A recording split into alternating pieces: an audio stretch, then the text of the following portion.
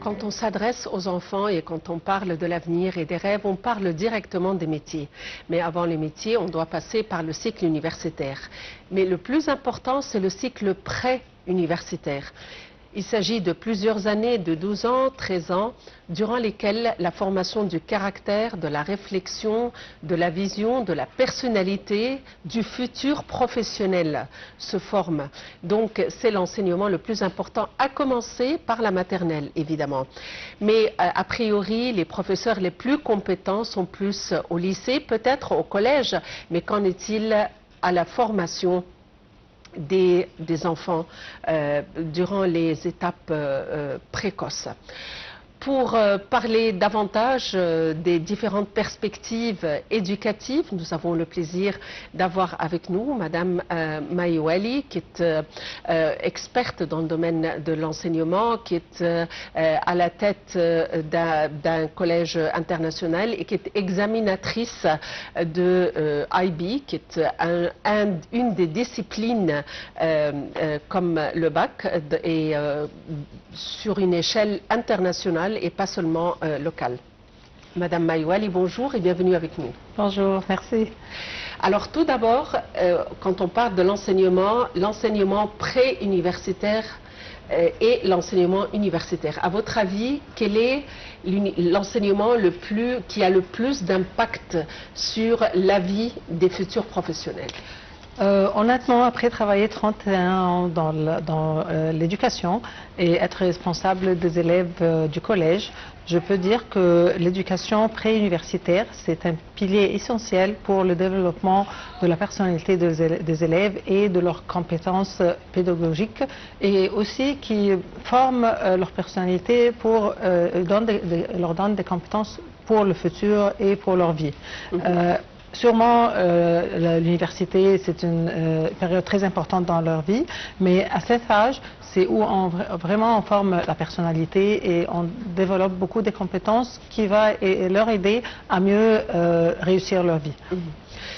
À l'heure actuelle, en Égypte, nous avons un nombre infini de diplômes, de certificats, que ce soit pour le cycle universitaire ou le cycle pré-universitaire. À votre avis, cette diversité, est-ce que c'est un plus, un atout, ou est-ce qu'il y a des côtés négatifs à cet éventail tellement large? Honnêtement, avoir un éventail qui est vraiment large, ça c'est un atout, c'est un plus, parce que les élèves sont différents. Il y a des certificats qui sont plus rigoureux, qui veulent que les élèves doivent travailler plus, d'autres qui sont un peu plus faciles et plus simples. Alors la différenciation entre les différents certificats, je crois que ça c'est dans le bénéfice des élèves. Ils peuvent voir quelles sont les compétences, quel certificat va être plus convenable pour leur personnalité, les efforts qu'ils peuvent fournir, et peut-être c'est mieux. Oui, mais est-ce que ceci peut créer une certaine distinction entre ceux qui réussissent à franchir le seuil des écoles internationales et ceux qui n'ont pas eu cette occasion, et la répercussion de cette trajectoire sur le marché du travail? Est-ce qu'il y a par la suite des élèves qui ont davantage d'opportunités? Honnêtement, oui. Même entre les différents programmes internationaux, il y a des programmes qui sont qui préparent les élèves mieux que d'autres. Votre point de vue est valide, mais peut-être, et c'est ce que je dis toujours aux élèves du collège, tu dois bien travailler, faire plein d'efforts et bien réussir, même si le programme qu'ils font n'est pas le meilleur. Dans mon avis, si tu travailles bien, tu fournis plein d'efforts, tu vas réussir quoi que ce soit le programme, tu vas avoir un bon certificat et ça va faire une différence dans tes compétences, mais quand on fournit des efforts, je crois qu'à la fin, on va être compétent. Oui, il y a des différences et oui, il y a des programmes plus difficiles et plus compétents que d'autres, mais je crois que ces différentes opportunités, c'est mieux pour les élèves. Oui, justement, l'idée où je voulais arriver, c'est la ségrégation, l'idée de la distinction et des opportunités offertes, évidemment, aux étudiants. À votre avis, l'enseignement universitaire par la suite, et nous avons une gamme incroyable d'enseignement universitaire et de nouvelles disciplines. À votre avis, est-ce qu'il faut forcément avoir eu l'occasion de passer par l'enseignement international de manière à pouvoir réussir par la suite les nouvelles disciplines, surtout dans les universités étrangères que nous avons ici en Égypte? Je ne veux pas être, dire une réponse honnête.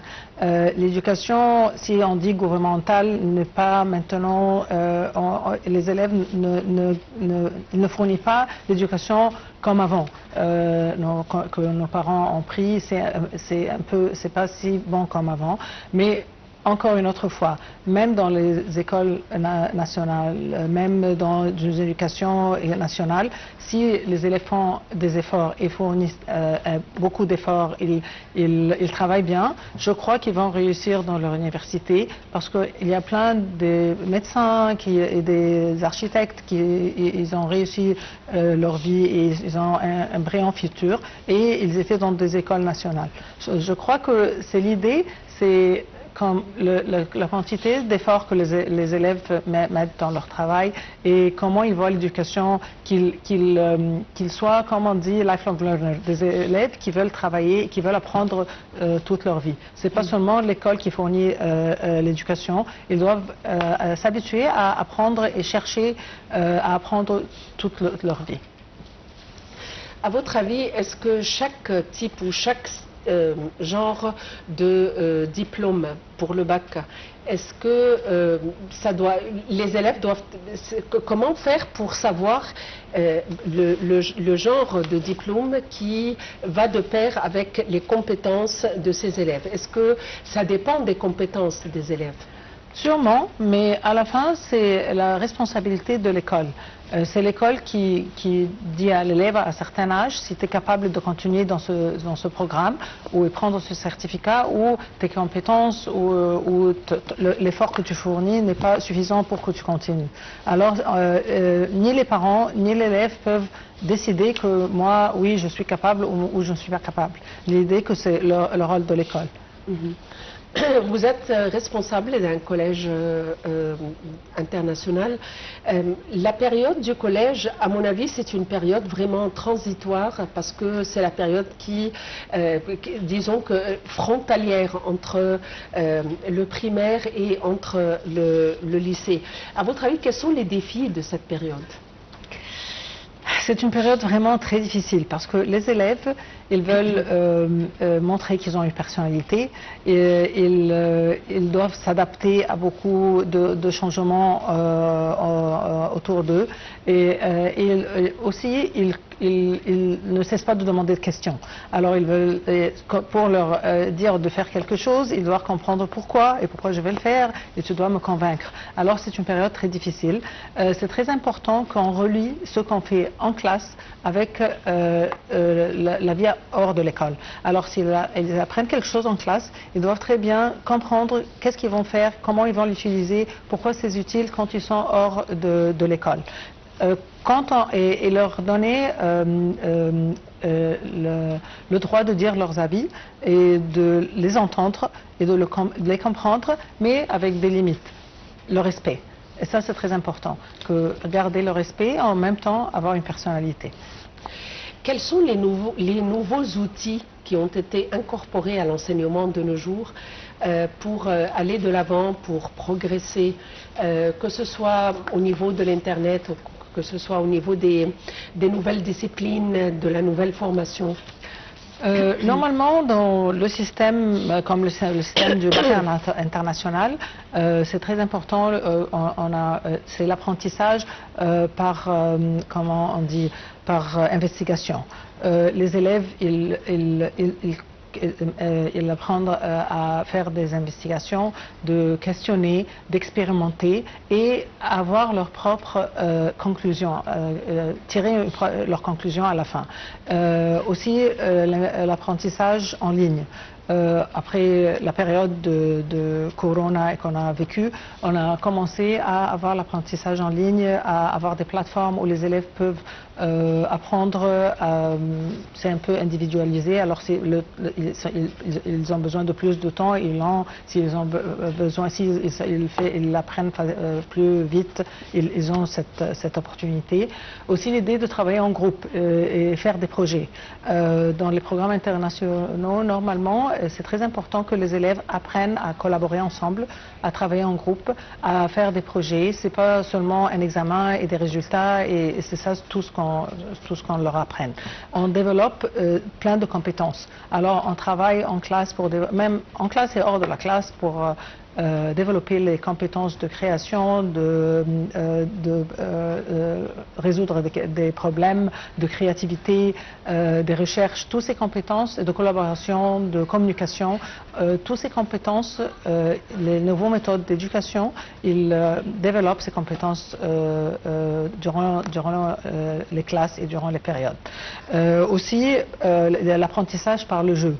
Il y a plein de plateformes, il y a plein d'outils et des jeux qui apprennent les élèves, et ça les engage en plus, parce que les élèves maintenant, ils sont différents qu'avant, ils aiment rester devant l'ordinateur, et ça l'engage plus. Alors aussi, utiliser les jeux dans l'apprentissage, ça c'est un des nouveaux méthodes qui est très important.